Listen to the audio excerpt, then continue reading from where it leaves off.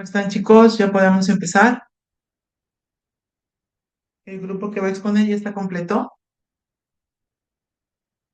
Buenas noches, ¿me escuchan?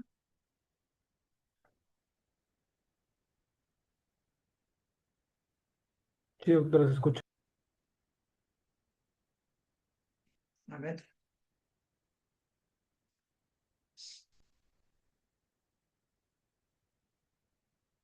empezamos. El grupo que va a exponer puede levantar la manito para darle el pase.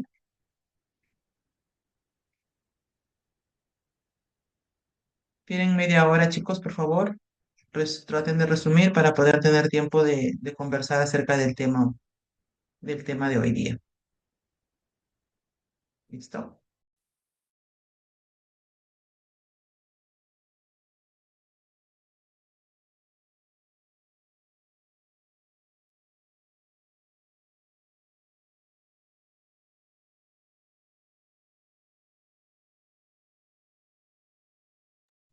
Doctora, disculpe, la pantalla se observa, ¿no? Sí, se observa. Ya, entonces, compañero, ya puedes empezar a exponer ya.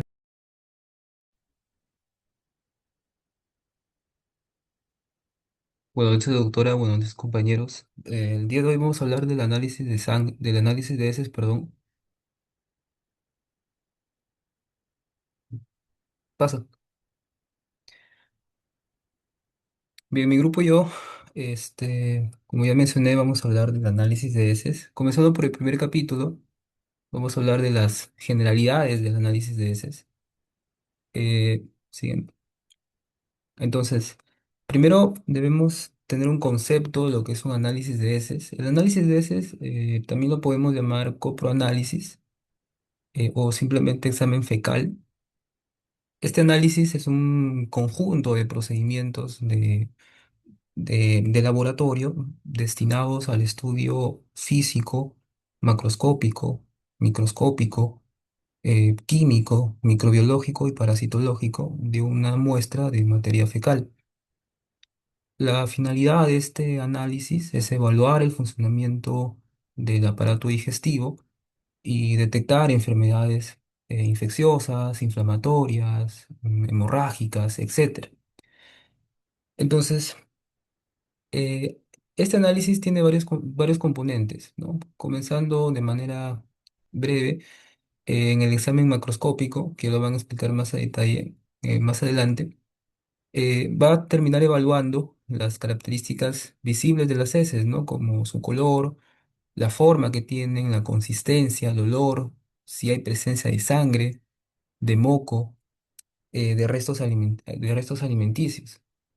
En cuanto al examen microscópico, vamos a tratar de identificar la presencia de tal vez leucocitos, eritrocitos, células epiteliales, fibras musculares, almidón, grasa, protozoarios, etcétera. En el examen químico, aquí vamos a detectar ciertos componentes que no se pueden observar así directamente. Por ejemplo, bueno, tomando en cuenta, ¿no? La grasa fecal, ¿no? Eh, pigmentos biliares, el pH también que tenga en este caso el análisis. El examen microbiológico también incluye lo que es principalmente el coprocultivo, perdón, para identificar bacterias patógenas responsables de las infecciones intestinales. Y en el examen parasitológico vamos a buscar identificar trofozoitos, quistes, larvas, helmintos, ¿ok? Eso es con respecto al concepto del análisis de heces. En cuanto a la importancia clínica, que es en la siguiente diapositiva, entonces, como ya había estado mencionando, ¿no? El análisis de heces tiene un enorme valor diagnóstico porque muchas de las enfermedades gastrointestinales van a producir cambios característicos en la materia fecal. Entonces, no siempre es necesario realizar estudios invasivos, como por ejemplo una colonoscopía, si con un simple coproanálisis pues, bien realizado podemos orientar el diagnóstico. Entonces, si bien es cierto, analizamos las heces, pero la información obtenida nos va a reflejar el buen funcionamiento de los diversos órganos, ¿no? Ya sea del estómago, del intestino delgado, grueso, el hígado, la vesícula biliar, el páncreas, ¿no?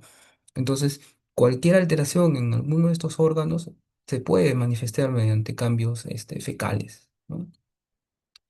Eh, entonces, el coproanálisis, ¿no? Nos va a ayudar a diagnosticar o a sospechar, por ejemplo, infecciones, enfermedades infecciosas, ¿no? Una salmonelosis, cólera, gastroenteritis por tal vez Escherichia coli, ¿no? Parasitosis, ¿no? Giardiasis, amebiasis, ascariasis, etcétera. También enfermedades inflamatorias, la enfermedad de Crohn, una colitis ulcerosa, una colitis infecciosa, por ejemplo. ¿Ok? También nos va a ayudar a sospechar de síndrome de mala absorción, ¿no? Cuando, bueno, el intestino no pues, absorbe adecuadamente los nutrientes, entonces podemos observar grasa fecal, fibras musculares, almidón sin digerir. También tenemos hemorragias digestivas, ¿no?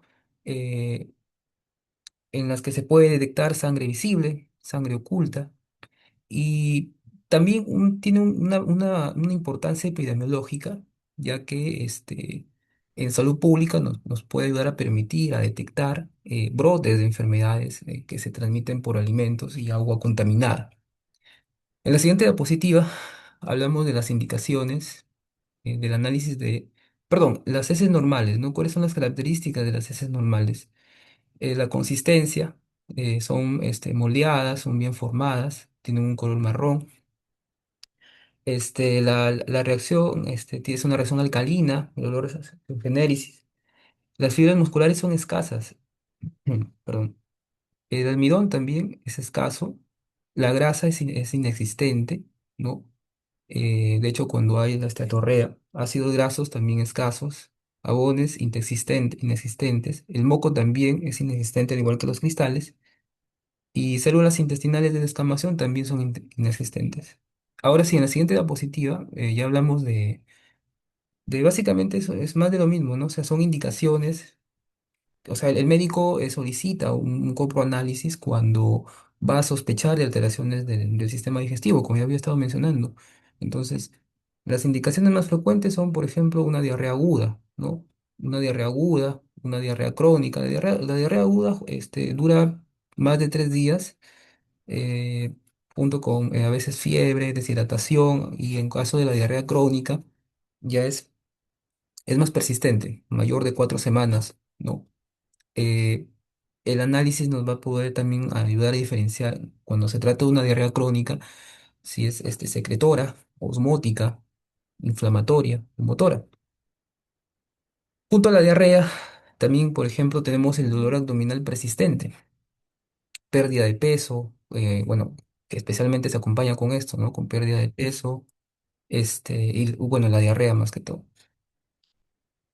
También cuando tenemos sospecha de parasitosis, por ejemplo, pacientes con pruritis anal, diarrea recurrente, pérdida de peso, cuando viaja a zonas endémicas o el consumo de agua no potable.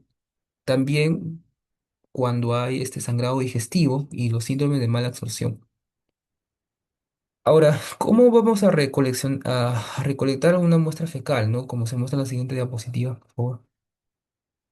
Entonces, es necesario mencionar que la calidad del resultado va a depender en gran medida de una correcta recolección de la muestra. Entonces, si tenemos una muestra mal obtenida, entonces los resultados pueden ser falsamente negativos, ¿no? Entonces, ¿el paciente qué debe hacer? Primero debe defecar en un recipiente limpio y seco, preferiblemente en la posición como se observa en la imagen, para de esta manera evitar que las heces pues entren en contacto con el agua al inodoro y en cierto modo, perdón, evitar que se contamine con la orina o con el papel higiénico. Entonces, después de tomar en cuenta estas indicaciones, ¿no? El paciente debe tomar pequeñas porciones de diferentes zonas de las heces. Si en caso existiese moco, sangre, pus, ¿no? Junto a las heces, entonces digamos que el paciente son las áreas que más debe incluir en la muestra, ya que tienen mayor información diagnóstica. La cantidad de la muestra generalmente va de 2 a 5 gramos cuando las heces son sólidas y si las heces son líquidas, de 5 a 10 mililitros. ¿Ok? Ahora, ¿cómo hacemos con el transporte y la conservación de la muestra? Eh, una muestra correctamente obtenida puede deteriorarse rápidamente si es que no se transporta de manera adecuada, ¿no? Entonces, para el transporte debe enviarse lo más antes posible, ¿no? Idealmente antes de las 2 horas. Si en caso existe una demora, puede mantenerse refrigerado entre 2 a 8 grados, ¿no? Excepto cuando hay la presencia de trofozoitos móviles, ya que el frío va a dificultar su observación, ¿no?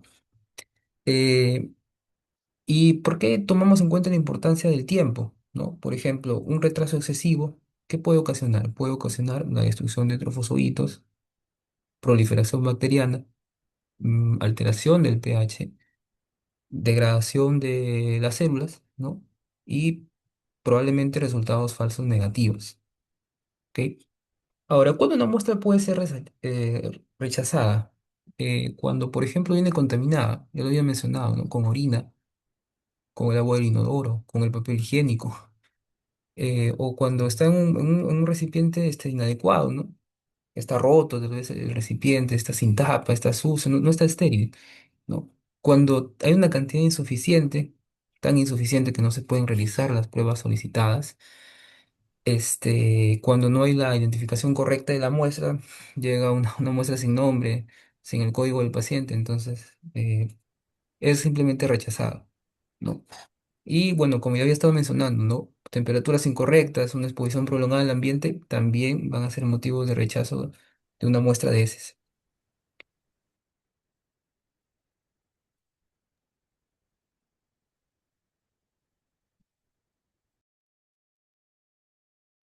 Bien, ahora pasamos al examen directo de heces. Siguiente, por favor. Bien, el examen consiste en observar de manera inmediata una pequeña porción de materia fecal. Por ello, la muestra se prepara principalmente con una solución salina, cirúrgica y Lugol, y cumple funciones diferentes y complementarias. Su finalidad es detectar e identificar las distintas formas evolutivas de los parásitos intestinales. Entre ellas podemos encontrar trofozoitos, quistes, también huevos y larvas. Y también, por ejemplo, en los protozoarios pueden encontrarse pueden encontrarse como trofozoitos o quistes, mientras que en los hemílitos se pueden encontrar como huevos o larvas, independientemente de qué parásito se busque, ¿no? En la solución salina tiene una principal importancia especial porque permite observar las estructuras en un estado más natural y sobre todo evaluar la movilidad de estos. En cuanto a su importancia, este examen pues, constituye un método inicial para la búsqueda de enteroparásitos mediante la observación de las características morfológicas como la forma, tamaño, estructura interna y podemos orientar a la identificación del parásito y por lo tanto al diagnóstico del parásito intestinal, ¿no? Además, se caracteriza por ser rápido, directo y bajo costo. Rápido porque la lectura microscópica se realiza bajo un corto periodo de tiempo, ¿no? Y directo porque no requiere previamente de concentrar la muestra. Y de bajo costo porque se usan materiales que comúnmente se encuentran en un laboratorio, ¿no? Tales como las láminas y el microscopio. Siguiente diapositiva. Pasamos a las muestras, materiales y reactivos. Bueno, en relación con la muestra debe recolectarse en un recipiente limpio, ¿no? Como dijo mi compañero, seco y de boca ancha. Además, debemos evitar su contaminación con orina y agua o agua, porque estos elementos pueden alterar la muestra y dificultar la observación microscópica, ya que, como ya dije, es un procedimiento muy sencillo.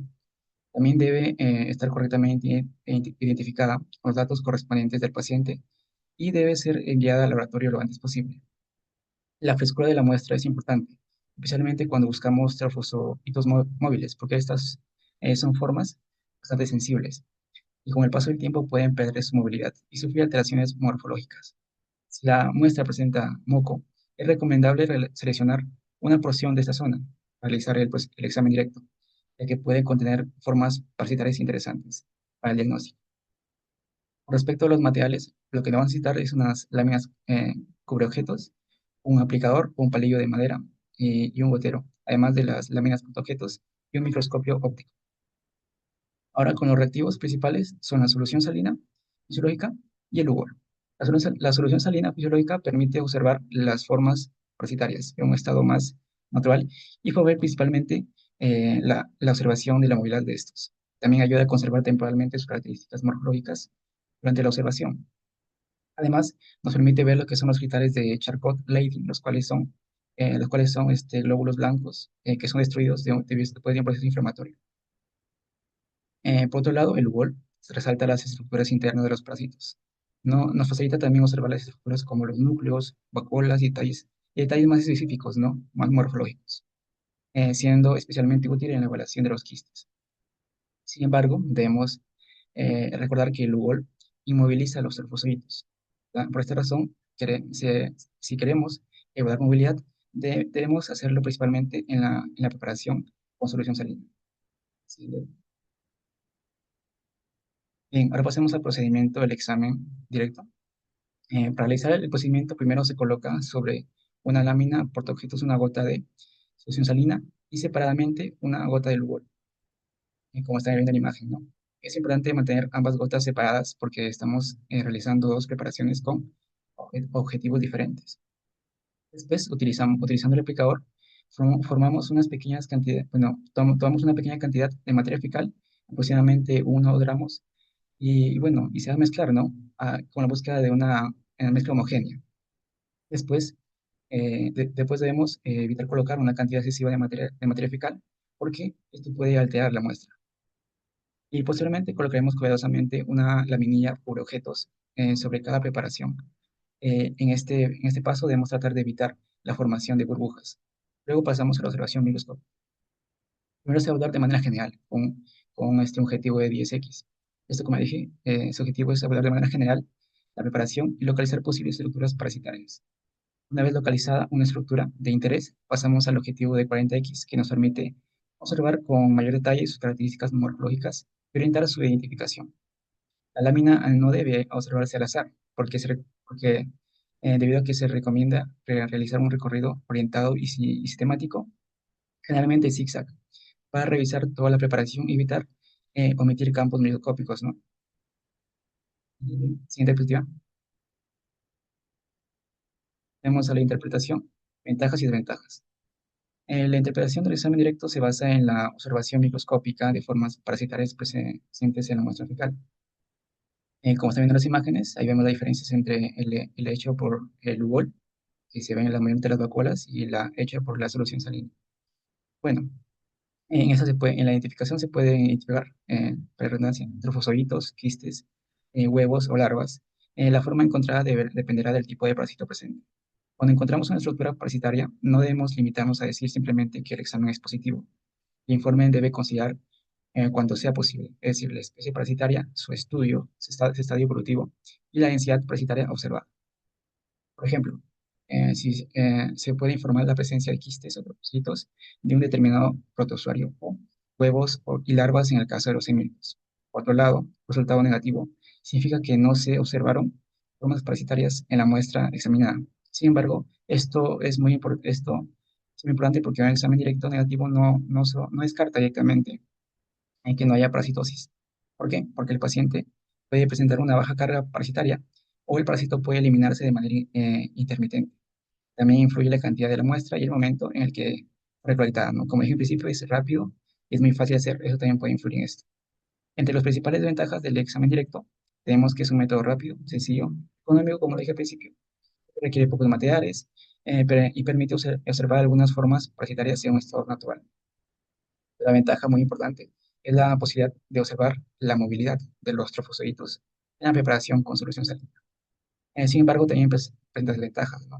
En las principales es su menor sensibilidad con las cargas parasitarias bajas, precisamente porque en este método no se realiza una concentración, previa de los parásitos.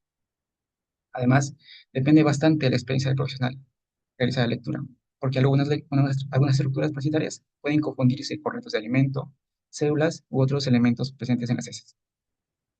Cuando existe sospecha clínica de parásitos y el examen directo es negativo, se puede complementar, ¿no?, con otros métodos de concentración, como el método de Ritchie, o técnicas de concentración como sedimento o frotación, dependiendo del parásito que se esté investigando.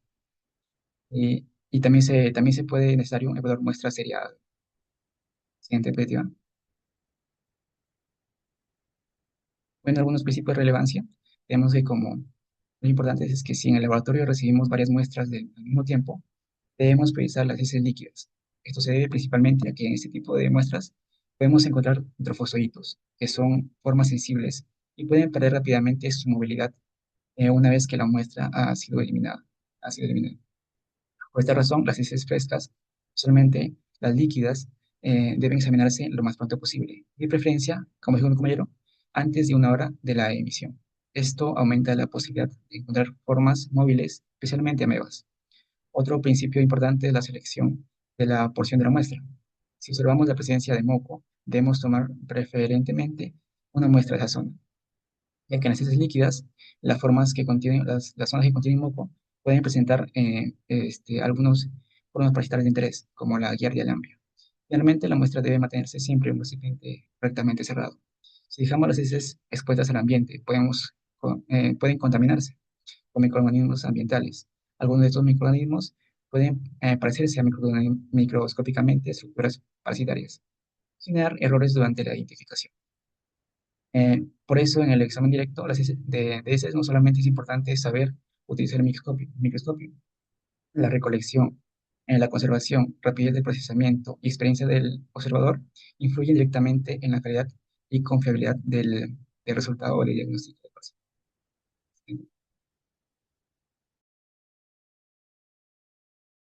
Bien, continuamos con lo que es la exposición, ¿no? Comenzamos con el siguiente examen que vendría a ser lo que es el cropocultivo. Antes, a ver, antes de hablar de este examen hay que saber qué es, ¿no? Este es un examen microbiológico que básicamente va a consistir en el aislamiento y la identificación de los microorganismos patógenos, de esa Shigella o otro, ¿no? Que más adelante lo voy a hablar y especificar. Patógenos presentes en una muestra de heces mediante su siembra y medios de cultivo específicos. Más adelante también voy a hablar cuáles son esos medios de cultivos específicos. Su principal finalidad es básicamente diagnosticar infecciones bacterianas del tracto gastrointestinal, especialmente pacientes con diarrea aguda, diarrea persistente o diarrea con sangre. También tenemos, bueno, es importante recalcar que a diferencia del examen directo de heces, que mi compañero anteriormente ya mencionaba, que el cual va a permitir observar lo que son células, parásitos o algunos microorganismos, el cropocultivo básicamente va a permitir identificar el agente bacteriano. ¿Cuáles son los objetivos de este examen? Básicamente va a ser identificar las bacterias patógenas, confirmar el diagnóstico microbiológico, orientar un tratamiento específico y detectar brotes epidemiológicos, ¿no? Ahora en la siguiente tenemos lo que es el fundamento y las indicaciones por las cuales el médico puede indicar este examen. El fundamento básicamente radica en que, o se basa en la capacidad de los microorganismos presentes en las heces para crecer en medios de cultivo adecuados, bajo condiciones controladas de temperatura, oxigenación y en un tiempo determinado. Las bacterias patógenas desarrollan colonias con características propias, ya sea color, tamaño, una morfología o una diferente actividad bioquímica, permitiendo de esta manera diferenciarlas de la microbiota intestinal normal. ¿Cuáles son las indicaciones por las que un médico va a indicar este tipo de examen? Principalmente lo que es la diarrea persistente, o sea, ya sea mayor a 7 días, la disentería, que es básicamente una diarrea con sangre. Tenemos también una diarrea acompañada de fiebre, una sospecha de intoxicación alimentaria, sospecha de brotes epidémicos y pacientes inmunocomprometidos, ¿no? Este tipo de exámenes no suele solicitarse en una diarrea viral autolimitada, ¿no? Porque básicamente estas diarreas pasan en pocos días, ¿no? Antes de que se complete, digamos, los 7 días establecidos acá en las indicaciones. Bien, ahora eh, recolección y transporte de la muestra. Bien, solamente lo voy a mencionar brevemente porque mis compañeros anteriormente ya lo mencionaban. La recolección es básicamente la muestra debe obtenerse en un recipiente limpio, seco, básicamente estéril. Debe evitarse lo que es el contacto o que sea contaminado, ya sea con orina, agua, papel higiénico o lo que son algunos desinfectantes. Se recomienda también seleccionar las zonas de la muestra que contengan moco, sangre o algún tipo de material purulento, ya que en estas zonas van a haber una mayor concentración de bacterias patógenas. El transporte. Bien, el transporte, la muestra debe enviarse al laboratorio lo más antes posible una vez obtenida. Cuando existe algún retraso, se va a utilizar lo que es un medio de transporte llamado Carry Blair, que básicamente digamos, va a mantener la vida de lo que son estos microorganismos hasta que llegue al laboratorio a que se haga el estudio. En segundo lugar, tenemos lo que son los medios de cultivo utilizados. Tenemos 5 medios de cultivo, voy a hablar uno por uno de ellos. Tenemos el agar McConkey, que básicamente este va a diferenciar bacterias fermentadas y no fermentadas de lactosa. Y también va a favorecer el crecimiento de los bacilos gram negativos. A un costado, al lado derecho del cuadro, se mencionan las bacterias que favorecen bacilos gram negativos. También tenemos el agar XLD, que básicamente es selectivo y diferencial para heteropatógenos, va a permitir aislar principalmente lo que son Salmonella y Shigella. También tenemos lo que es el agar GECOM, que básicamente va a inhibir gram positivos, a diferencia del agar MACON, que era para gram negativos. Este es para gram positivos. Y va a permitir la diferenciación o va a ser muy útil para lo que es Salmonella o Shigella. El agar SS básicamente es un medio selectivo utilizado para el aislamiento de estas bacterias, como por ejemplo Salmonella o Shigella, de igual manera, el agar TCB, que es específico para Vibrio cholerae, ¿no? Y otras especies de lo que son el vidrio. Ahora, mis compañeros ya hablaban de esto, el procedimiento general, pero yo le he dividido lo que son 8 puntos, ¿no? Específicos para poder entender. El primer punto es básicamente la recepción y la verificación de la muestra, que esté bien, que esté con el código del paciente, esté bien, que la muestra esté bien, esté en un ambiente estéril. Tenemos posteriormente la observación macroscópica. En tercer lugar, tenemos la siembra en medios selectivos y diferenciales. Anteriormente ya mencionaba cuáles eran. La incubación debe estar entre 35 grados y 37 grados durante 18 a 24 horas. En el quinto punto tenemos la observación del crecimiento bacteriano. En el sexto punto tenemos la identificación mediante pruebas bioquímicas. En el séptimo punto tenemos la prueba de susceptibilidad o el antibiograma si es que es necesario, no si es que el paciente ha ingerido lo que son estos medicamentos. En el octavo punto tenemos la interpretación de resultados y emisión de lo que es el informe microbiológico, ya sea positivo o ya sea negativo. Principales microorganismos, ¿cuáles son? Aquí, sí, son 5, he planteado 5, la salmonella, la shigella y el Campylobacter jejuni. La salmonella produce principalmente lo que son gastroenteritis, fiebre, dolor abdominal y diarrea. Y su transmisión va a ser principalmente por alimentos contaminados.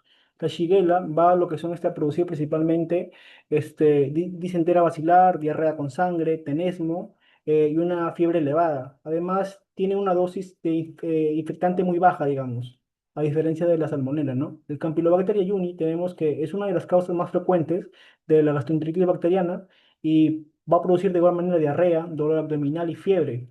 Y este puede asociarse hasta lo que es posteriormente al síndrome del Guillain-Barré, ¿no? Que es un síndrome que va a afectar lo que son los nervios periféricos. Bien, ahora tenemos el Vibrio cholerae.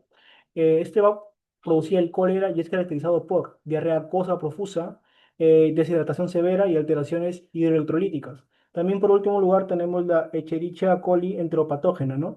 Para esta van a haber tipos, ¿no? O sea, cepas patógenas, como por ejemplo el ETEC, que tenemos una Escherichia coli enterotoxigenética, que básicamente va a producir una diarrea de tipo acuosa. Tenemos el EPE, que es la Escherichia coli enteropatógena, que de igual forma va a producir una diarrea acuosa. Tenemos el HEC o la Escherichia coli enterohemorrágica, que va a producir bueno, su nombre ya nos indica, ¿no? Va a producir una diarrea hemorrágica. El EAC o la Escherichia coli enteroagregativa, que va a producir una diarrea acuosa persistente. Tenemos el EIEC, que va a producir bueno, es la Escherichia coli enteroinvasiva, ¿no? Que va a invadir lo que es la mucosa intestinal y produce una diarrea con sangre, ¿no? Abajo ya nos indica, dependiendo del tipo pueden producir diarrea acuosa o hemorrágica. Interpretación de lo que son de los resultados, ¿no? ¿Cuándo un resultado va a ser positivo? Cuando el laboratorio logra aislar una bacteria patógena, ¿no? Digamos, se aísla la salmonela entérica, ¿no? Entonces el cropocultivo es positivo. ¿Y cuándo es negativa? Básicamente cuando no se aíslan bacterias patógenas, pero o sea, no se descarta totalmente una infección, especialmente si el paciente recibió antibióticos o la muestra fue mal recolectada o si el microorganismo requiere de técnicas especiales. ¿Cuáles son las ventajas y limitaciones de este examen? Las ventajas básicamente ya las mencioné, ya las venía mencionando bueno, durante la exposición, pero básicamente es que identifica el agente causal de la infección, permite realizar un antibiograma, es útil para la vigilancia epidemiológica y tiene una alta especificidad. A diferencia de lo que, bueno, sus limitaciones, la más importante vendría a ser que requiere mucho tiempo, ¿no? O sea, requiere aproximadamente entre un día a 3 días, o sea, 24 a 72 horas. Algunas bacterias van a necesitar lo que son medidas especiales.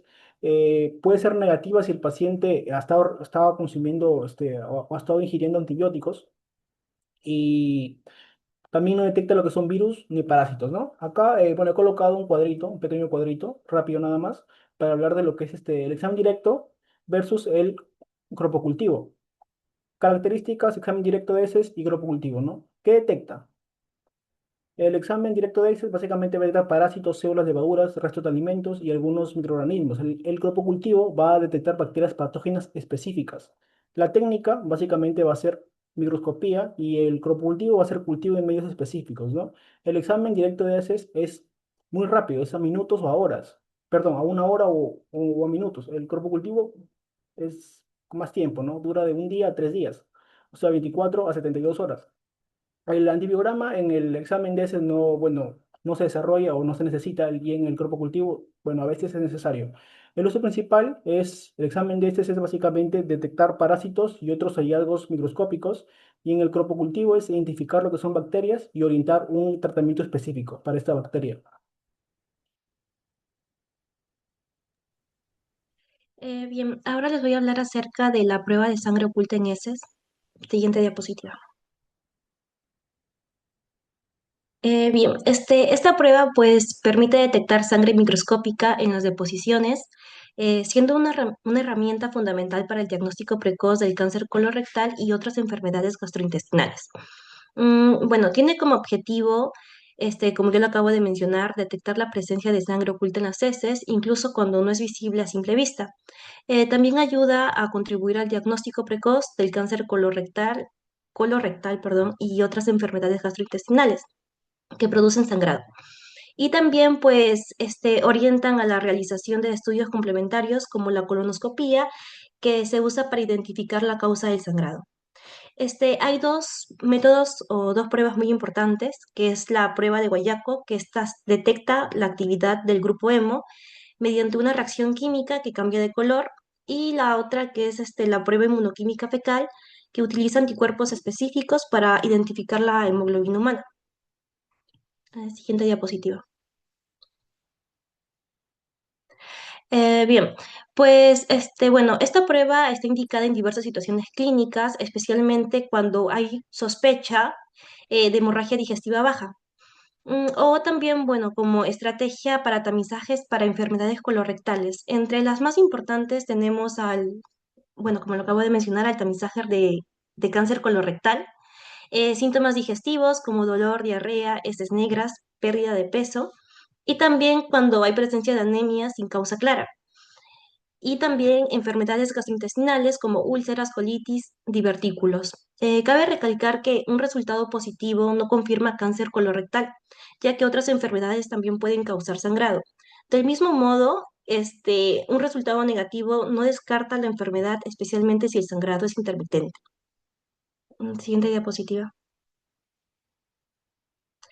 Bueno, con respecto a los tipos de pruebas, como ya lo mencioné hace un momento, la prueba de Guayaco, detecta la actividad del grupo hemo mediante una reacción química, mientras que la inmunoquímica fecal, pues detecta hemoglobina humana mediante anticuerpos específicos. Con respecto a las restricciones dietéticas, pues la de Guayaco requiere dieta especial antes del examen. Y la inmunoquímica pues no requiere dieta especial. Con respecto a lo que va a ser su sensibilidad y especificidad, pues la de guayaco va a ser menor, mientras que de la inmunoquímica fecal va a ser mayor.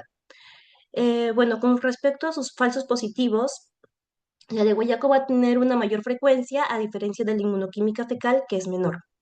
Y pues el guayaco, su uso principal es en la prueba de tamizaje y en la inmunoquímica fecal sirve de prueba de elección para el tamizaje del cáncer colorectal. Siguiente diapositiva. Bien, ahora les voy a hablar acerca de cada prueba. Primero con la prueba de guayaco.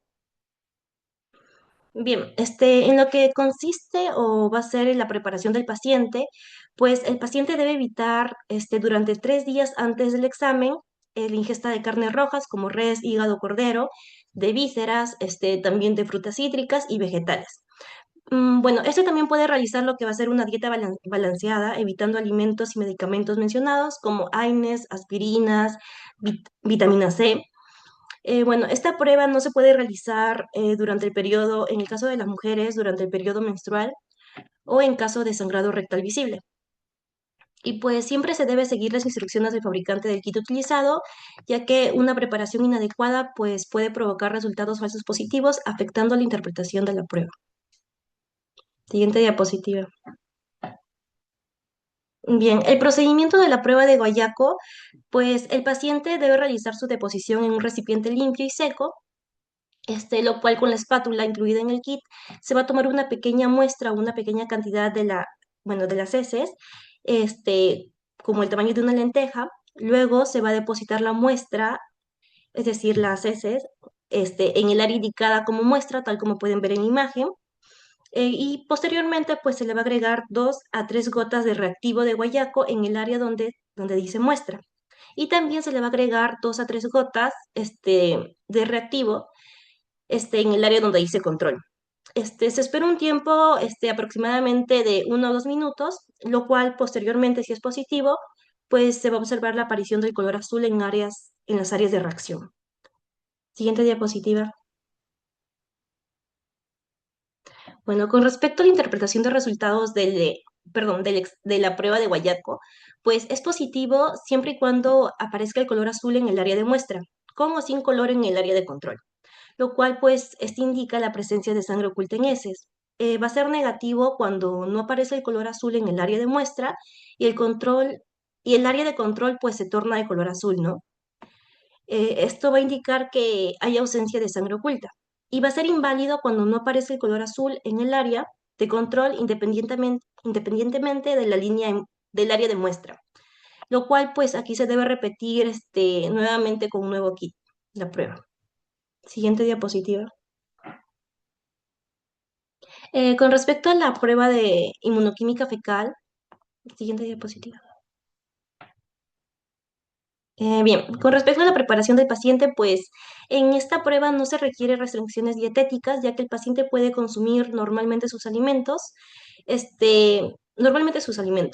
Pues lo que sí se debe realizar es que el paciente debe realizar la deposición en un recipiente limpio y seco, evitando la contaminación de la muestra con orina o agua. Y también, pues, la muestra debe colocarse en el dispositivo de recolección según las indicaciones del fabricante. Siguiente diapositiva. Bueno, el procedimiento de esta prueba, al igual que la anterior, pues el paciente debe realizar la deposición en un recipiente limpio y seco, lo cual con el dispositivo de recolección que viene junto con el kit, que es la espátula, se debe tomar una pequeña muestra de cantidad de heces. Posteriormente se va a introducir la espátula con la muestra en el tubo que contiene el buffer de extracción. Luego debemos agitar la espátula dentro del tubo varias veces para mezclar bien la muestra con el buffer. Luego debemos retirar la espátula presionando contra las paredes del tubo para extraer el exceso de muestra. Y pues se debe cerrar bien el tubo con el tapón. Después se debe agitar nuevamente el tubo cerrando vigorosamente durante 5 a 10 segundos. Luego se debe colocar el tubo en posición vertical y añadir el número de gotas indicado por el fabricante, generalmente de 3 a 4 gotas, en el pocillo de muestra del dispositivo de prueba y se espera un tiempo indicado generalmente entre 5 y 15 minutos. Siguiente diapositiva. Con respecto a su interpretación de resultados, pues tenemos que va a ser positiva cuando aparecen dos líneas, una en la letra C, que es el control, y la otra en la letra T, que es la prueba, lo cual pues esto indica la presencia de sangre oculta en heces. Va a ser negativa cuando solamente aparece una línea en la letra C, lo cual indica ausencia, ¿no? Y va a ser inválido cuando no aparece la línea en la letra C o en el apartado C, independientemente de la línea T, lo cual pues se debe volver a repetir la muestra. Siguiente diapositiva.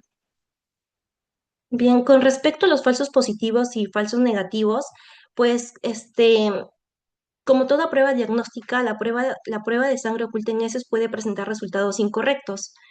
Eh, en el caso de la prueba de Guayaco, los falsos positivos pues se producen cuando la prueba resulta positiva sin existir una enfermedad que justifique el hallazgo. Las causas más frecuentes, bueno, son el sangrado por hemorroides, fisuras anales o menstruación, contaminación de la muestra y también se debe pues al consumo de carnes rojas o vísceras antes de la prueba. Los falsos negativos en la prueba de Guayaco se debe pues al consumo elevado de vitamina C, que inhibe la reacción química, al sangrado gastrointestinal intermitente y también a la cantidad insuficiente de sangre en la muestra. Y también pues a la recolección o conservación inadecuada de la muestra. Eh, bueno, en la prueba de inmunoquímica fecal, los falsos positivos se deben al sangrado, bueno, las causas más frecuentes es por sangrado por hemorroides o fisuras anales, contaminación con sangre menstrual, errores en la toma o manipulación de la muestra. Y los falsos negativos, pues estos ocurren cuando existe una lesión sangrante, pero la prueba informa un resultado negativo. Las causas más frecuentes es el sangrado intermitente o de muy baja cantidad, degradación de la hemoglobina por demora en el procesamiento, también por las lesiones del tracto gastrointestinal superior. Y le doy paso a mi siguiente compañero. Bueno, continuando con la exposición, vamos a hablar ahora sobre el examen parasitológico seriado. Siguiente diapositiva. Bueno, el examen es una prueba, ¿no?, de laboratorio que nos permite identificar, ¿no?, la presencia de protozoarios o helmintos y sus diferentes formas diferentes, ¿no?, evolutivas. A diferencia del cropocultivo, principalmente esta prueba solamente va a identificar la bacteria específica. En cambio, en este examen va a identificar, pues, sus formas evolutivas y sus morfológicamente, ¿no? ¿Y por qué se llama seriada? Porque, bueno, esta es una muestra que no solamente se estudia una sola, sino que se estudian varias, generalmente son tres, porque estas van a eliminar huevos, quistes o larvas, que es intermitente. Además, esta no ocurre continuamente, sino es una muestra negativa que no descartaría la enfermedad porque según el ciclo biológico de las bacterias, pues por ejemplo los protozoarios tienen tres etapas, que es la multiplicación, la equistación y la eliminación, y pues esto va a depender de en qué momento pues estos se liberen y se puedan identificar, ¿no?, en la microscopía. Al igual que los gemitos, pues esos también tienen fases y va a depender de la motilidad intestinal, de la consistencia de las heces y el número de parásitos. Bueno, el objetivo, como lo he mencionado, pues es detectar, identificar y estimar la carga parasitaria, ¿no? Además, ¿qué se busca exactamente? Pues el estudio del diagnóstico de los diferentes parásitos, ¿no? En este caso, si vamos a encontrar una Giardea duodenalis, pues vamos a encontrar quistes o trofozoitos. Las caries lumbicoides vamos a encontrar pues huevos. Las trichurias vamos a encontrar también huevos. El estrongiloides pues vamos a encontrar larvas. Y las Cristosporium, pues vamos a encontrar os quistes, ¿no? Siguiente diapositiva. Ahora vamos a, morfológicamente lo que se va a evidenciar, ¿no?, en la microscopía, pues vamos a identificar los trofozoitos, pues estos hay que tener en cuenta de que pues van a tener una muerte rápida después de que éstas salgan del intestino, por eso radica que la importancia llevar las muestras de las heces, pues no demore mucho, a lo mucho pues 2 a 4 horas, ¿no? Pero lo más recomendable es llevarlos tan prontos, pues la tengamos, ¿no? Además, también hay algunos como los gelmiltos que nos van a producir huevos. Como se ve en la imagen, pues tienen un buen grosor, una forma y un color. Al igual que los protozoarios, cuando las condiciones intestinales pues, no son favorables, pues estas van a van a formarse como quistes, una estructura un poquito más resistente por su pared, y pues esta, su misma estructura, pues le va a dar la supervivencia a varios días. Además, también tenemos las larvas como los nematodos, como uno de ellos es el estrongeloides, pues se van a presentar como larvas radiformes. Y los zooquistes, pues son unos tipos de Cryptosporium. Su identificación, pues, es un poquito, no es tan fácil porque se utilizan algunas tinciones especiales, ¿no? Pero de igual forma se pueden identificar. Siguiente diapositiva. Bueno, las indicaciones para el examen parasitológico, su importancia pues clínica radica, ¿no? Como ya lo mencionaron mis compañeros, pues una diarrea crónica, un síndrome disentérico, pérdida de peso, de nutrición. Y pues lo que se le debe indicar al paciente pues es de que se le va a entregar un frasquito como el que se ve en la imagen. Si el paciente consume medicamentos, pues hay que decirle que lo suspenda, como la tetraciclina, los antidiarreicos, los citomabismutos o algunos aceites o hierro, magnesio, ¿no? Entonces, ¿cómo se debe de recoger la muestra? Pues lo normalmente es de que sean 3 días alternos, lunes, miércoles y viernes. En algunos casos pueden aceptar 3 días consecutivos, pero eso va a variar principalmente de que si el paciente, por ejemplo, tenga una diarrea persistente o una dificultad en el seguimiento, pero lo más recomendable es de que sean al menos 3 días intercalados, como lo he mencionado al inicio, que eso depende sobre el ciclo biológico de los parásitos, ya que puede indicar un falso negativo y pues ese negativo no indicaría, ¿no?, de que el paciente no tenga el parásito, sino que justamente ese día, pues, no, simplemente no salga, ¿no? Por ejemplo, huevos o quistes del parásito, y justamente se lleva esa muestra y no se identifica nada, ¿no? Eso sería, por eso que radica la sensibilidad del examen en las diferentes muestras que se va a llevar, ¿no? Y pues la cantidad adecuada pues sería de 5 a 10 gramos, no es necesario pues llenar todo el frasquito. La referencia podría ser el tamaño de una aceituna. ¿Y cómo se debe obtener? Pues esto ya lo han venido repitiendo mis compañeros anteriormente, pues. También no olvidar de que al paciente se le debe de pedir de que orine antes de que pueda defecar, porque este puede alterar el pH y además puede destruir algunos trofosoditos, ¿no? Y pues una vez que tengamos la muestra, esto, al momento de colocarla en el depósito, pues con la espátula, especialmente se recomienda de que las zonas con moco, zonas con sangre o partes blandas, pues, o partes amarillentas oscuras, pues es esa, se tome, pues, esa muestra. Y además nunca se deben utilizar, pues, bolsas o recipientes de alimentos, ¿no? Y pues, idealmente no enviar el laboratorio, pues, entre las 2 a 4 horas posteriores a la obtención de la muestra, ¿no? Siguiente diapositiva. Ahora, ¿cómo se conserva y el transporte de la muestra, ¿no? Una vez eliminados, los parásitos se dejan, ¿no?, encontrar en un ambiente fisiológico. Pues este ambiente, pues, mismo le va a permitir cambios como la motilidad, su metabolismo, su integración celular o su morfología. Y no olvidar, ¿no?, que los trofosoditos deben observarse en heces frescas, por lo que es ideal, ¿no?, llevarlos entre los 30 a 40 minutos emitidos, ¿no? Los quistes son las principales formas que pues, se van a identificar en los protozoos intestinales, ¿no? Y los gemiltos también pues, se van a identificar huevos o larvas. En este caso vamos a encontrar los trofosoditos, pues que a medida que estos, bueno, ya están en las muestras fecales, se va a perder o van a disminuir su motilidad. Además que los huevos un poquito van a ser más resistentes porque van a tener una cubierta externa. Los quistes también tienen una pared gruesa, los cuales también van a poder que durante varios días sobrevivir, al igual que las larvas, pero esas poseen un tiempo de vida intermitente. Y que eso, pues, a medida que se va a ir disminuyendo, pues, va a afectar su motilidad, ¿no? Y aparecen deformaciones. También se había mencionado que la temperatura ambiente, bueno, sería una opción, pero solamente momentánea. Además, también la refrigeración no se recomienda porque van a dar cristales de hielo y estos van a interferir en su morfología y en su deformación, especialmente los trofosoditos. Además, estos también se pueden conservar con formol o acetato de sodio, los cuales van a conservar su estructura, ¿no? Siguiente diapositiva. El análisis microscopio también se ha mencionado anteriormente. Se utiliza, pues, ¿no? La solución salina y el Lugol. Y, pues, su procedimiento es de que en una lámina se va a colocar una lámina por objetos. El aplicador se va a coger una de las muestras, especialmente, pues, de si la muestra, pues, presenta sangre o moco. Es preferible utilizar esa sobre el portaobjetos. Y además, pues, se le va a echar la solución salina. Y el mismo procedimiento va a tener con el Lugol, ¿no? Siguiente diapositiva. Ahora, también las técnicas de concentración son muy importantes porque nos van a permitir, cuyo objetivo es separar y además van a concentrar las formas parasitarias presentes. Entre ellos tenemos la técnica de flotación y la técnica de sedimentación. Las técnicas de flotación, como su mismo nombre, pues van a flotar las soluciones, en este caso los parásitos, cuya densidad sea mayor que ellos, ¿no? Aquí tenemos el método de Fuchs, que se va a utilizar el sulfato de zinc. Se va a encontrar aquí principalmente nos va a permitir identificar los protozoarios intestinales, ya que pues al momento de centrifugar, pues los quistes y algunos huevos van a flotar hacia la superficie, pues, ¿no? Y por ello se va a reconocer la técnica como flotación en la centrifugación, ¿no? Y la técnica de cimentación, pues aquí van a estar los parásitos que son más pesados en el líquido utilizado, ¿no? Por ello se sedimentan en el fondo del tubo, va a haber una concentración en forma de parasitarias en el fondo del tubo, ¿no?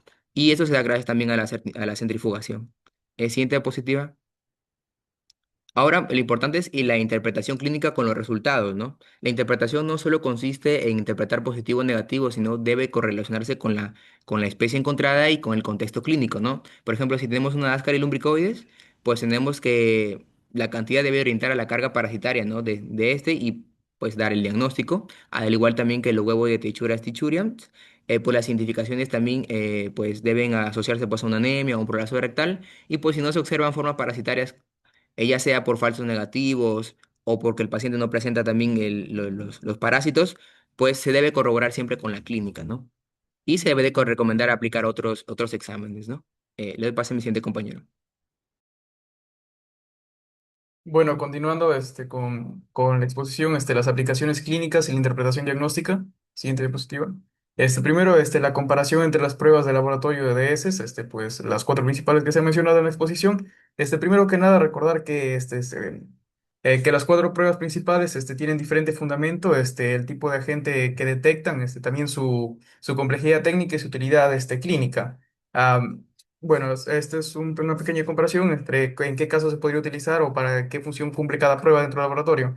Primero que nada, buscan identificar cada una alteración gastrointestinal como infecciones bacterianas, parasitosis, sangrado digestivo oculto y otros hallazgos clínicos. Decir que cada una de ellas tiene una función específica, tiene una función específica, cada una de ellas tiene fortalezas y limitaciones, diferentes, y cada una tiene que solicitar a criterio médico, dependiendo de los cuadros que ha mostrado el paciente, para poder identificar la más óptima. Dentro de las comparaciones, primero, pues bueno, el examen directo, el cual es la prueba más rápida y económica, permite observar macroscópica y microscópicamente las muestras como moco, sangre, leucocitos, restos alimentarios o algunos parásitos. Tiene una complejidad baja, por decirlo de alguna forma, sin embargo, su sensibilidad está limitada en cuanto a la cantidad en cuanto a la cantidad de microorganismos que se puedan detectar. A menor cantidad de microorganismos, puede fallar la prueba o puede que no se encuentre nada en una muestra que sí se encuentra contaminada, alterada. Luego el procultivo que se utiliza cuando se sospecha de una infección bacteriana. Su principal ventaja es que busca identificar el microorganismo responsable, principalmente de origen bacteriano, que permite, además de que una vez que se encuentra, permite realizar un antibiograma para poder, para poder recetar el antibiótico a elección, el más óptimo. Entre sus desventajas podría ser que requiere entre 24 y 72 horas para poder obtener unos resultados de los cultivos. Luego, la prueba de sangre oculta en heces, que se utiliza como especialmente el método inmunoquímico o el FIT, que detecta pequeñas cantidades de sangre no visibles. Se utiliza principalmente para detectar, para tamizaje de cáncer colorectal. Sin embargo, su limitación es que, pues bueno, sirve para identificar que sí hay sangre en las heces, pero no identifica ni la causa ni el lugar del sangrado, por lo que se tiene que realizar exámenes auxiliares una vez que la prueba en caso la prueba dé positiva. Y finalmente, el examen parasitológico seriado, que consiste en analizar varias veces, mediante técnicas de concentración, un análisis de las heces con el fin de encontrar microorganismos, principalmente parásitos.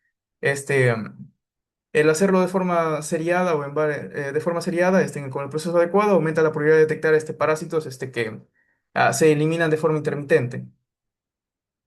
Siguiente diapositiva. Bueno, La elección de cada prueba según la sospecha clínica, dependiendo del cuadro que presenta el paciente, podemos solicitar un examen específico, busca optimizar la obtención de los resultados, es decir, solicitar el examen adecuado dependiendo de los cuadros que presenta el paciente. Primero, si un paciente presenta una diarrea con fiebre, sangre o dolor intenso, lo principal sería solicitar un examen, un procultivo, acompañado de un examen directo. Cuando se encuentra con diarrea acuosa, no presenta signos de alarma, generalmente suele bastar con un examen directo, y un tratamiento sintomático. Y si en algunos síntomas crónicos, como la eosinofilia o un paciente proveniente de una zona endémica, debemos pensar en una parasitosis intestinal y solicitar un examen parasitológico seriado. En pacientes asintomáticos que participan principalmente en programas de detección temprana de cáncer colorectal, adultos mayores o principalmente adultos mayores, la prueba indicada es la sangre oculta en heces tipo FIT. Si el paciente presenta diarrea persistente y las pruebas convencionales han resultado negativas, pues puede utilizarse el panel molecular PCR, el multiplex, que identifica bacterias, virus y parásitos de forma simultánea para, para obtener un resultado en específico. Bueno, en lo que además de que cuando el cuadro digestivo inespecífico o de un primer contacto sería el examen directo. Dentro de, también, dentro de lo que es un paciente o un adulto mayor, principalmente con incidencia de anemia, también sería un examen de sangre oculta en heces, y para sospecha de parasitosis intestinal, el examen parasitológico seriado. Siguiente diapositiva.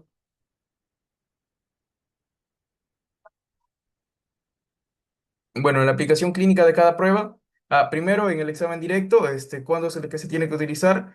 Como primer estudio, ante signos digestivos específicos, evalúa la presencia de mocos, sangre, leucocitos, levadura, restos de alimentos y algunos parásitos, permite decidir si es que es necesario ampliar el estudio o con pruebas más específicas o si es que ya se halló la causa o si es que se encontró la causa de la alteración con este examen. En un procultivo se tiene que utilizar cuando la diarrea con signos de alarma como la fiebre, sangre o moco, signos de infección, principalmente con brotes alimentarios, lo que se conoce como la diarrea del viajero, que es con lo que se conoce como la diarrea del viajero, o diarrea persistente en pacientes inmunocomprometidos.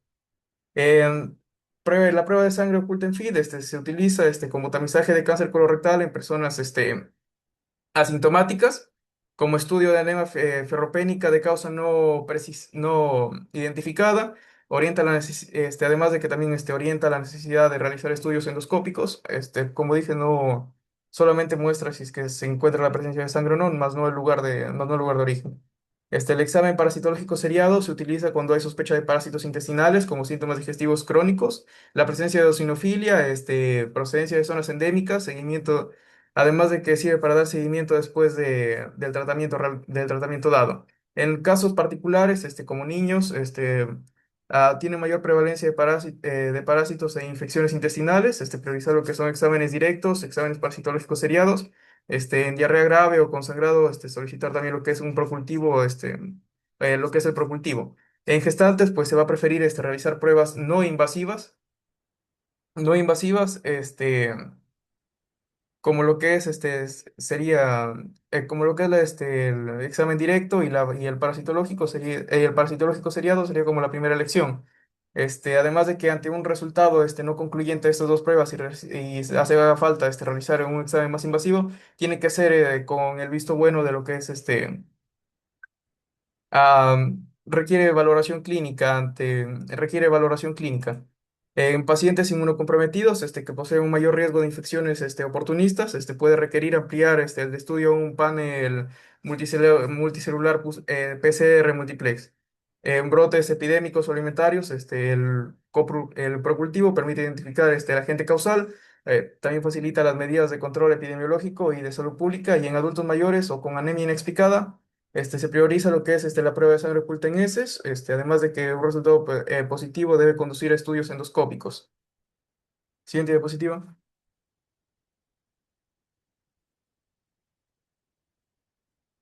Bueno, en el algoritmo diagnóstico para la selección de prueba de heces, es un cuadro más o menos que en algunos casos particulares, qué prueba sería la más oportuna de realizar.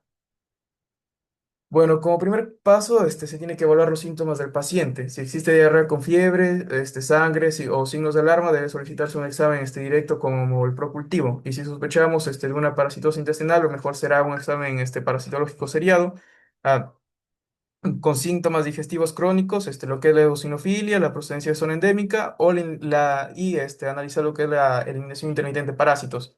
En lo que es en un paciente asintomático o en edad de tamizaje o oncológico o sospecha de sangrado digestivo bajo, este, más agregado de lo que es la anemia ferropénica, sería un examen de sangre oculta en heces, un cuadro digestivo en específico, sin criterios de alarma, ¿no? Sin criterios de alarma, más que nada que el malestar intestinal, pues sería un examen directo. En lo que es diarreas persistentes, sin diagnóstico etiológico o en pacientes que se encuentren inmunocomprometidos, pues sería un panel multicelular PCR, debido a que se encuentran sujetos a mayor cantidad de infecciones oportunistas, sobre todo. Un cuadro digestivo inespecífico, para primer contacto nada más de los síntomas, sería un examen directo. Ah, Finalmente, en caso de que ninguna de estas pruebas sea concluyente, en caso de que la prueba de sangre oculta en heces, el examen parasitológico seriado, el examen directo de procultivo o el examen directo, entonces sería únicamente recurrir a lo que es el panel molecular PCR multiplex para un diagnóstico mucho más específico. Siguiente. Bueno, la importancia diagnóstica de la fase preanalítica, Y pues bueno, para finalizar, recordar que un diagnóstico no depende únicamente de la prueba, no depende únicamente de la prueba seleccionada, sino también del criterio médico, también de qué también se realizó la prueba, en qué, bajo qué condiciones se realizó. En la fase preanalítica, que incluye la toma, la observación, el transporte de la muestra, pues, nos permite determinar si es que el resultado es confiable. A la muestra debe recogerse en un recipiente limpio, evitar la contaminación con agua o orina, y enviar al laboratorio lo antes posible. Lo antes posible. Comúnmente, la recomendación de la muestra tiene que estar, la toma de la muestra y el envío al laboratorio tiene que estar en un plazo menor a las 2 horas, de ser posible. Menor a las 2 horas, además de que con una cantidad de muestra adecuada que permita realizar las pruebas, que permita las pruebas que se mandó a hacer, tampoco en una cantidad excesiva. Este, la conservación tiene que, pues bueno, enviarse al laboratorio lo antes posible y si es posible conservar entre los 2 y los 8 grados de refrigeración, evitando que la muestra llegue a congelarse, evitando que la muestra llegue a congelarse. El transporte, pues, se transporta en una bolsa hermética, se usa un contenedor térmico, nuevamente la recomendación de que tiene que ser de 2 horas, evitar la exposición al calor o luz solar directa. En la información clínica, incluir los datos relevantes como síntomas, duración, viajes, medicamentos, dieta y antecedentes, además de anotar lo que la sospecha, lo que se intenta buscar en este examen. Los factores que pueden interferir en la toma de la muestra son antibióticos, que pueden disminuir el crecimiento bacteriano, laxantes o sales de bismuto, que pueden alterar los hallazgos, o la dieta y colorantes que pueden que pueden modificar la apariencia de la muestra. Siguiente, pues. Siguiente. Bueno, se acabó. Gracias. Gracias, chicos, también. ¿Alguna pregunta con las primeras diapositivas, por favor? ¿Alguna pregunta para sus compañeros? ¿Alguna duda? ¿Algo que no haya quedado claro?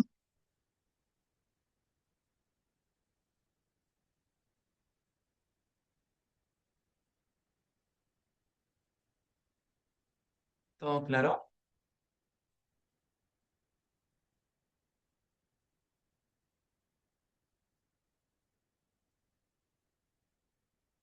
A ver, Mariana Barbosa. Mariana Barbosa se encuentra. Mariana Barbosa Montenegro. Sí, doctora, buenas noches. Mariana, ¿todo claro con la exposición? Sí, doctora. A ver, según lo que han comentado tus compañeros, Mariana, ¿en qué caso pedirías un coprocultivo?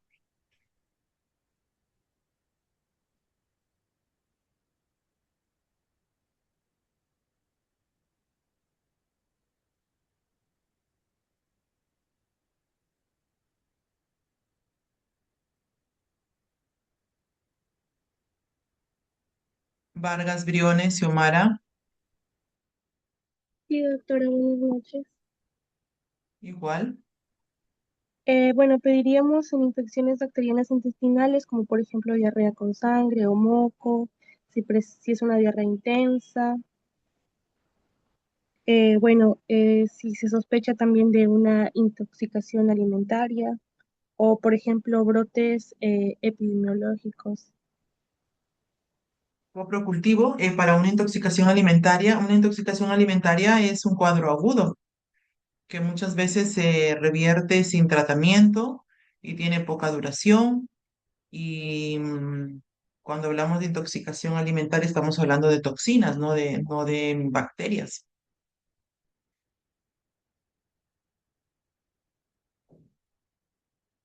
Saldívar Diarreas Vega, crónicas. Eh, Sí, doctora, ¿me escucha? Saldívar, ¿en qué Doctora, caso pedirías tú la prueba doctora, de ¿me sangre escucha? oculta en heces? ¿Sí, Saldívar? ¿Me escucha, no? ¿En qué caso solicitarías la prueba oculta en heces? De sangre oculta en heces. ¿En qué caso se pediría esa prueba? Ya, ok, bueno, Ujú. se pediría, como dijeron mis compañeros, en lo que es el tamizaje, o bueno, en la sospecha de lo que es sangrado digestivo oculto. También en lo que es problemas o en lo que es sintomatología gastrointestinales. Ok, Se ¿en puede qué caso utilizar. puede haber ese sangrado digestivo oculto? O sea, ¿qué deseas descartar con esa prueba? Claro, Es es decir, para ver descartar. sangre oculta en heces, pero ¿en qué casos la solicitarías? Bueno, para descartar o detectar lo que es sangrado gastrointestinal oculto, básicamente, como por ejemplo lo que es en el cáncer colorectal o lo que es lesiones a nivel de lo que es el colon en este caso. Ok, como una prueba de cribado podría ser Sí, podría ser también, doctora. para el cáncer colorectal. Ya, Para el cáncer, bien. sí, ok. Elías Cueva, Sí, doctora. Elías Cueva, ¿qué recomendaciones le darías a tu paciente para la recolección de la muestra?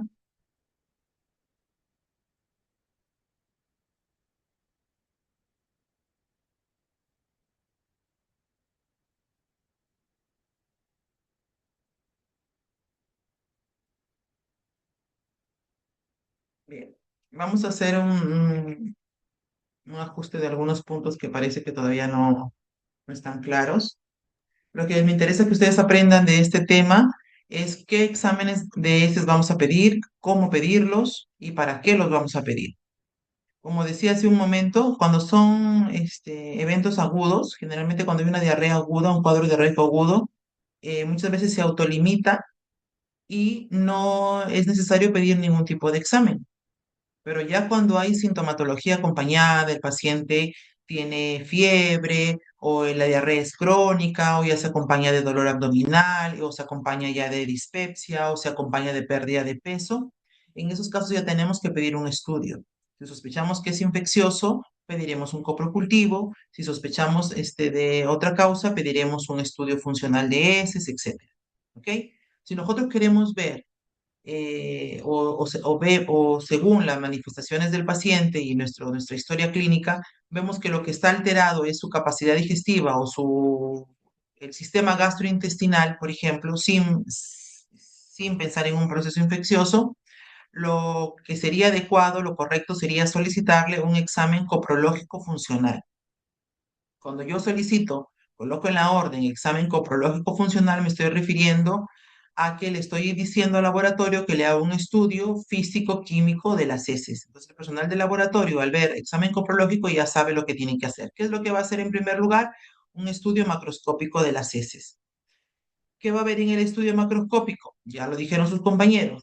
Evaluación del color, evaluación de la consistencia, ver si hay presencia de moco, observar si hay sangre visible en heces o de repente restos de alimentos no digeridos, etc.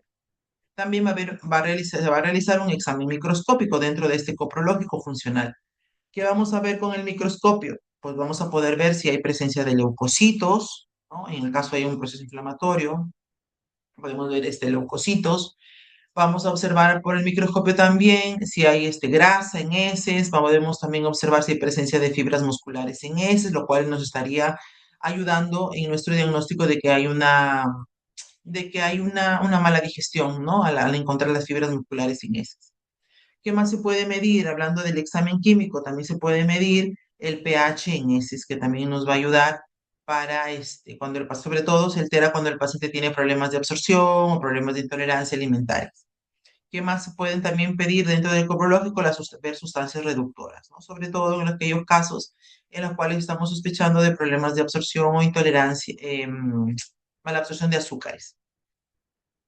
Pero si yo sospecho que el cuadro del paciente está siendo ocasionado por un parásito, ¿no? Ya solicitaré examen parasitológico o solicitaré, también se le llama coproparasitológico.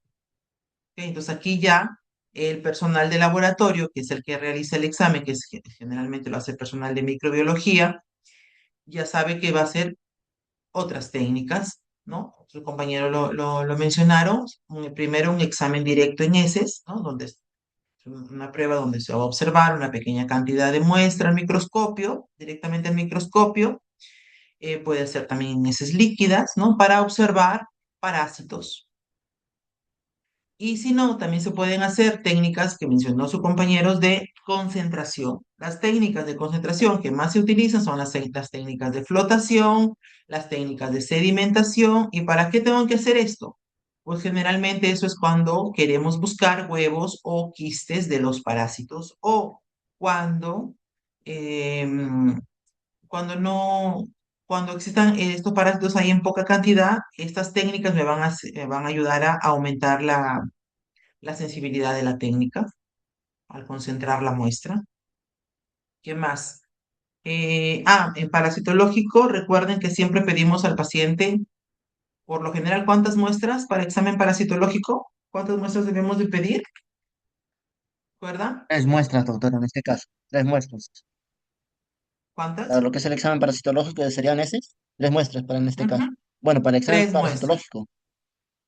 Para el parasitológico, siempre pidan tres Son, muestras por lo menos porque muchas veces con una sola muestra los resultados son negativos y estaríamos dando muchas veces falsos negativos. Entonces siempre se pide tres muestras y de preferencia de que sean interdiarias, o sea, en días alternos, y eso aumenta la sensibilidad de la detección. Ahora, si yo sospecho que el problema lo está causando una bacteria patógena, específicamente una enterobacteria, acá sí yo solicito coprocultivo. Yo solicito coprocultivo y entonces el personal de laboratorio lo que va a hacer es utilizar medios de cultivo para aislar bacterias enteropatógenas. ¿Cuáles serían estas bacterias enteropatógenas las más comunes? ¿Se acuerdan de alguna?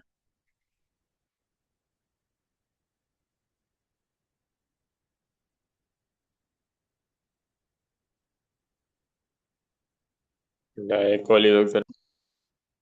¿Qué más? Escherichia coli. la ¿Qué Salmonella. más? salmonella. Shigella. Salmonella, Shigella, Campylobacter, Escherichia Sí. coli. Entonces, van a utilizar en laboratorio medios de cultivo específicos para estas enterobacterias más frecuentes. Ojo, que cuando yo solicito un coprocultivo, hay que decir al paciente que el frasco tiene que ser, no cualquier frasco, tiene que ser un frasco estéril o de preferencia que se use el frasco dado por el mismo laboratorio y que se tiene que enviar al laboratorio lo más pronto posible, lo cual no sucede para lo que es el examen parasitológico. Muchas veces, sobre todo en los niños, cuando queremos descartar parásitos, muchas veces los niños no tienen el hábito defecatorio, por ejemplo, de las mañanas. Entonces, muchas veces no pueden recolectar la muestra en la mañana y llevarlo al laboratorio. No hay problema. Se puede recolectar la muestra la noche anterior y se refrigera hasta el día siguiente y poderla llevar al laboratorio. ¿Ok? Se puede hacer eso también. Y en el caso del coprocultivo sí tiene que ser un frasco estéril y hay unos frascos que son específicamente para heces que los da el mismo laboratorio, ¿no? ¿Qué más han mencionado sus compañeros?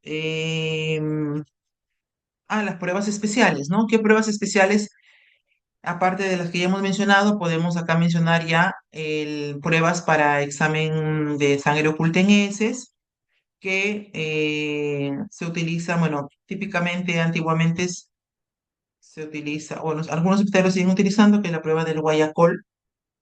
Guayacol, que es la prueba química, digamos, tradicional. Hoy en día está ya un poco en desuso porque ahora ya tenemos nuevas técnicas que son mucho más específicas, como las técnicas que utilizan anticuerpos, que son las técnicas inmunoquímicas, que su compañero lo ha mencionado,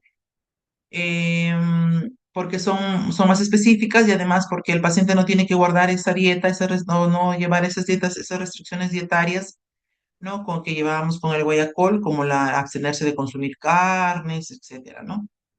Entonces yo les he pasado una foto de todo esto, del que está en el libro de Nancy Brunsell sobre las características de las heces, sobre las causas de esteatorrea, sobre las pruebas que se utilizan para la búsqueda de sangre oculta en heces. Todo esto yo les he pasado a través de sus delegados, así que de allí también pueden leerlo, que es como cuadritos resúmenes del tema.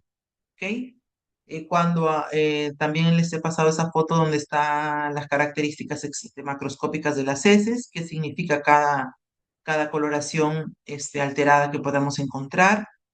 Bueno, ya lo tienen ustedes. Sangre oculta en heces también, ¿no? Bueno, les he pasado un cuadrito con las causas, si no me equivoco. Ya bueno, eso ya ustedes lo tienen, de ahí lo pueden estudiar. Otra prueba que también se hace en heces es la detección de Helicobacter pylori, en heces también se realiza. em, y pruebas moleculares, ¿no? Pruebas moleculares que no son tan usuales, ¿no? Pero para que sepan ustedes que existen pruebas moleculares, es decir, pruebas que detectan ácidos nucleicos de los enteropatógenos que puedan estar causando la infección, ya son técnicas moleculares. También tenemos pruebas moleculares para detectar marcadores tumorales en heces, ¿no? Que también nos ayudarían con lo que es el cáncer colorectal.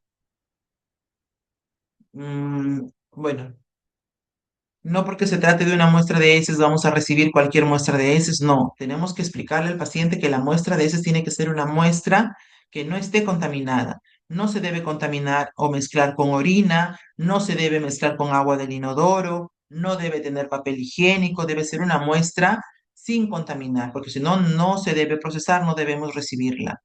No, repito, en un recipiente adecuado. El paciente no va a llevar la muestra en cualquier recipiente que se le antoje o que tenga en casa. Tiene que ser un recipiente para heces, ¿ok? Que lo puede conseguir en el mismo hospital o en una farmacia. Ya les dije sobre la temperatura en caso se recolecte el día anterior. Medicamentos también es importante preguntar al paciente qué medicamentos está tomando, qué antibióticos, qué antiparasitarios o qué tipo de dieta tiene el paciente, porque hay dietas que pueden cambiar la coloración de las heces o hay laxantes también que cambian la coloración de las heces y eso puede darnos interferencias en los resultados, ¿no? O algunos falsos positivos. Eso también serían dentro de las recomendaciones preanalíticas que nosotros podríamos decirle a nuestro paciente. Muy bien. Entonces, hasta aquí sería la exposición, los temas que entrarían al examen, ¿no? No se olviden que en esta unidad entra marcadores tumorales, que no entró en la unidad anterior. Recuerden que de las hepatitis virales solamente va a entrar lo que es hepatitis B, no entra hepatitis A, ni hepatitis C, ni hepatitis D, solamente hepatitis B, VIH. Les dije que eso lo podían leer de la norma técnica del MINSA, la parte de laboratorio. Recuerden que sobre el examen de semen tendrían que leer el manual de la Organización Mundial de la Salud, no todo el manual, solamente el capítulo 2 y el capítulo 3 que habla del examen básico en heces, el resto no. También sobre arbovirosis, quedamos que solamente 3 arbovirosis entran en el examen, que son dengue, zika y chikungunya, porque allí en la norma técnica de arbovirosis también van a encontrar oropuche y mayaro, pero eso no entra en el examen, solamente dengue, zika y chikungunya, solamente la parte de laboratorio. Igualmente malaria, de la norma técnica de malaria, la última, que es del año 2025, solamente la parte de laboratorio, los criterios de malaria grave desde el punto de vista del laboratorio, ¿Qué otro tema me estoy olvidando? Sobre líquidos, solamente líquido cefalorraquídeo y solamente líquido pleural. Esos dos, que también yo ya les he pasado fotos del libro de Nancy Brunsell, donde están los valores de referencia de normalidad para el líquido cefalorraquídeo, y les he pasado también cuando decimos exudado y cuando decimos trasudado con lo que respecta al líquido pleural. Eso ustedes también ya lo tienen, que les he pasado la foto y lo pueden leer de allí. Y nada más. Y el tema de hoy día, que es básicamente lo que estamos conversando ahorita, esteatorrea, sangre oculta en heces y, los estudios que solicitamos al paciente. No se les va a preguntar bueno, la parasitología es muy amplio, ¿no? No se les va a preguntar específicamente por cada uno de los parásitos ni de los enteropatógenos, solamente de las pruebas. em, y las pruebas bueno, las fotos que les he pasado del libro de Nancy Brunsell sobre este tema. Eso es lo que tienen que estudiar. Listo. ¿Alguna pregunta?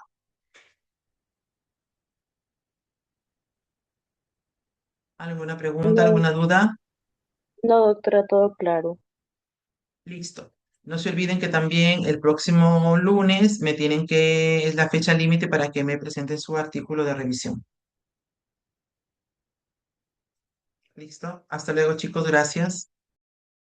Hasta luego, doctora, muchas gracias. Luego, doctora.